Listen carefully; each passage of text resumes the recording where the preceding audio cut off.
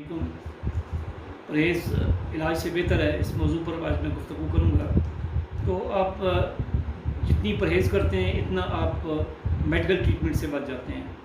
جس طرح آپ اینول میڈیکل ٹیسٹ وغیرہ کرواتے ہیں، ایکسرے وغیرہ کرواتے ہیں، بلڈ ٹیسٹ، یورین ٹیسٹ وغیرہ کرا کے اپنے شوگر لیول چیک کرتے ہیں، بلڈ لیول چیک کرتے ہیں، اپنی تھورو انسپیکشن کروا کے جب دیکھ لیتے ہیں کہ آپ کا کوئی ایشو تو نہیں ہے، کوئی آپ کے ساتھ پرابلم تو نہیں ہے، کولیسٹرول لیول تو آپ کا بڑا ہوا نہیں ہے، یہ ساری چیزیں چیک کر کے اینولی یا بائی اینولی آپ چیک کرنے کے بعد آپ اپنا اسٹیٹس دیکھتے رہتے ہیں کہ میڈیکلی میں کس اسٹیج پر ہوں۔ تو اگر کوئی ایشو اگر ہوتا ہے، کوئی ایسا سمٹم آپ کے ٹیسٹوں میں آتا ہے تو آپ اس کو کرتے ہیں کہ اس کو سمٹم کو ریڈیوس کیا جائے، اس کو نارملائز کیا جائے۔ اس کے لیے جو پریونٹیو کیئر ہے وہ اس کو اڈاپٹ کیا جائے۔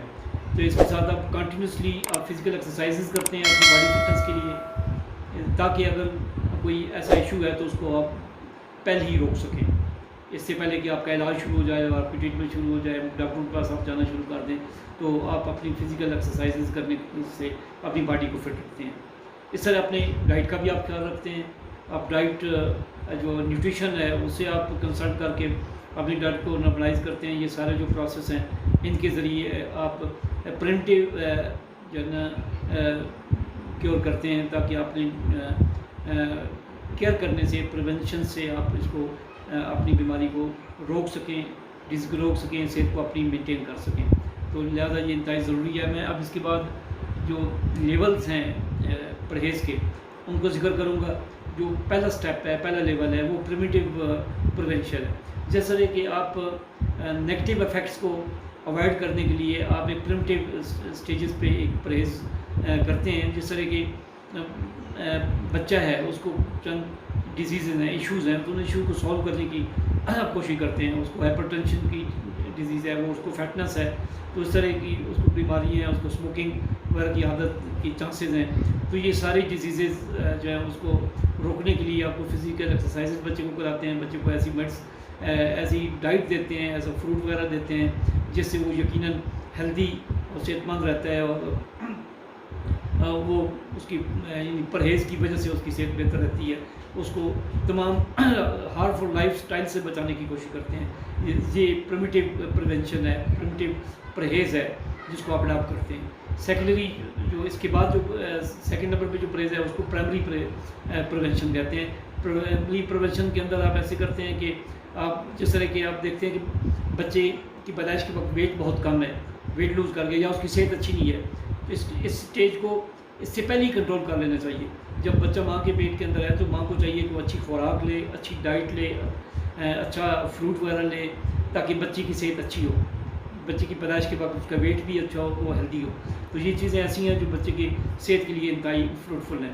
تو آپ کی جنرل ہیلتھ کے لیے، ویل بینگ کے لیے اور لائف کو بہتر طریقے گزارنے کے لیے یقیناً آپ کو پریمیٹیو سٹیپس لینے پڑیں گے، جن سے آپ کی ڈیزیز کنٹرول ہوگی۔ اور اس طرح کے ہارٹ اٹیک کی ڈیزیز ہیں، شوگر کی ڈیزیز ہیں، کینسر وغیرہ کی ڈیزیز ہیں، ان کو روکنے کے لیے انیشلی آپ جو پرہیز کریں گے وہ یقیناً ان کو منیمائز کرے گی، ان کو روکے گی۔ لہٰذا یہ سٹیپس پرائمری سٹیج پہ لینے چاہیے تاکہ وہ ڈیزیز اکر ہی نہ ہو، اکر ہونے سے پہلے اس کو روک کیا جائے۔ ورلڈ ہیلتھ آرگنائزیشن جو ہے وہ اس ہائی رسک کو روکنے کے لیے بہت اہم سٹیپس اٹھا رہی ہے۔ تو اس کا جو تیسرا سٹیپ ہے وہ اس کی سیکنڈری پریونشن ہے۔ سیکنڈری جو اس کی پرہیز ہے وہ جب اڈاپٹ کرتے ہیں، اس کے جو ڈیزیز کی گروتھ ہو رہی ہوتی ہے اس کو روکنے کے لیے آپ وہ سٹیپس اٹھاتے ہیں، ان کی کمپلیکیشنز کو روکنے کے لیے آپ اٹھاتے ہیں۔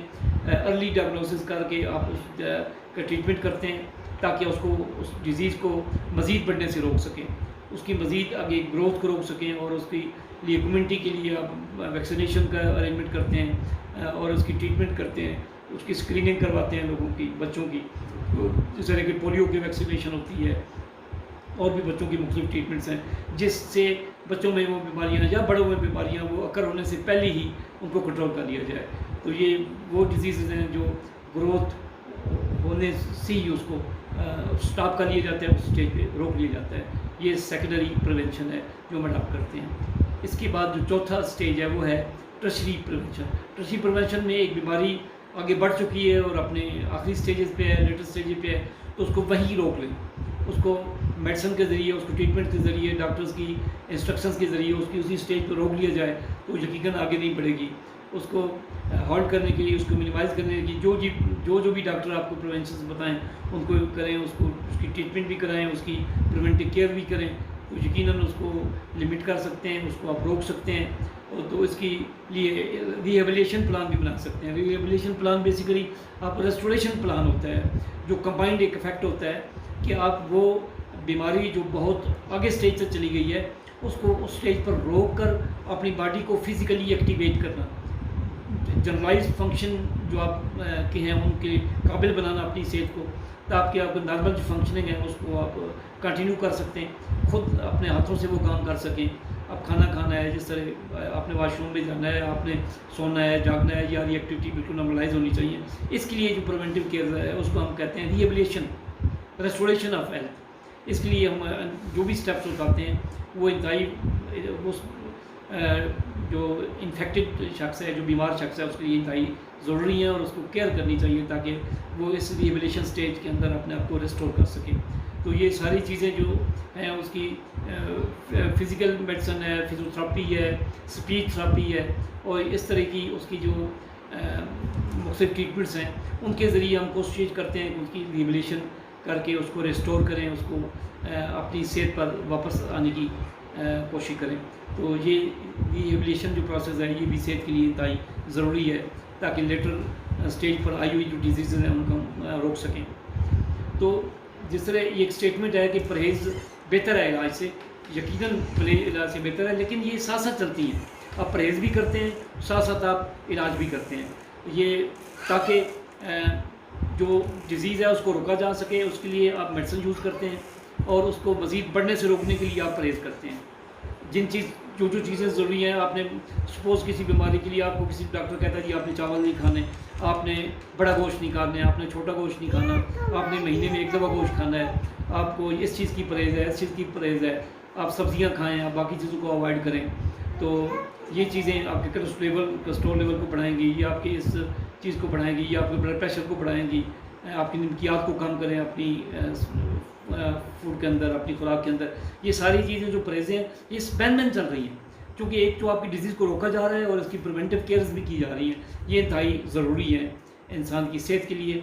आप यानी कि कह सकते हैं कि परहेज़ इलाज से बेहतर है, और जब बीमारी एक आखिरी स्टेजों पे पहुंच चुकी होती है तो आपको परहेज़ भी करना है और आपको ट्रीटमेंट भी करना है, इलाज भी साथ साथ कराना है। इससे आप अपने सेहत को रिवाइव कर सकते हैं, अपनी सेहत को बहाल कर सकते हैं। ये चीज़ें आपकी सेहत के लिए इंतहाई ज़रूरी हैं, और ज़िंदगी के इस सिस्टम को चलाने के लिए इंतहाई ज़रूरी है कि आप अपनी सेहत का हर वक्त ख्याल रखें, आप अपनी फ़िज़िकल एक्सरसाइज भी साथ साथ रखें, अपनी फ़िज़िकल एक्टिविटीज़ को भी आप बाहर रखें, अपनी नींद को पूरा करें, डाइट को कंट्रोल करें, ये सारी एक्टिविटीज़ को, और काम ओवरलोड कभी ना हो ताकि आपकी सेहत बाहर रहे, ताकि आगे आने वाले टारगेट्स को आप अपने ड्यू टाइम के अंदर कंप्लीट कर सकें और आप एक कामयाब शहरी बन सकें, खुशगवार ज़िंदगी गुजार सकें, शानदार फ्यूचर जो है वो आपके सामने है और उसको अच्छे तरीके से आप गुजार सकें, बच्चों में खुश रह सकें, फैमिली के अंदर खुश रह सकें।